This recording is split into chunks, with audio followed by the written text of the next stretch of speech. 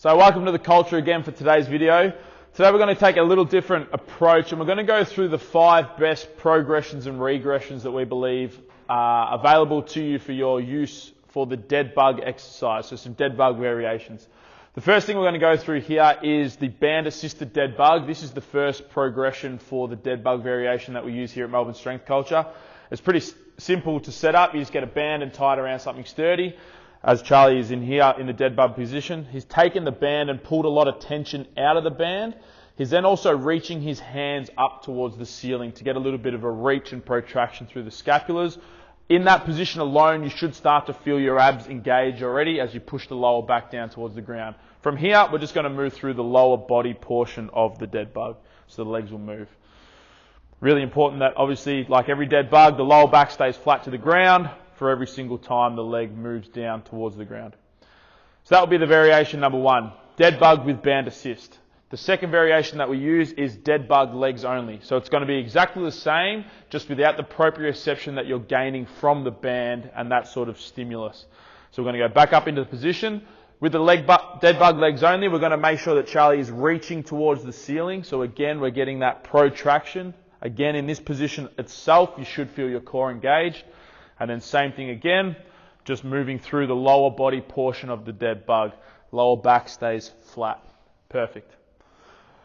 That'll be the progression number 2 here at Melbourne Strength Culture. The third progression for the dead bug is actually just the standard dead bug. So we're going to go up into position.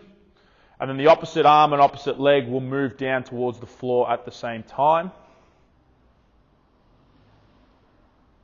So alternating the sides, left and right. Again, lower back stays flat. Now that we've thrown in the upper body shoulder flexion movement, we're extending that spine a little more and challenging the anterior core.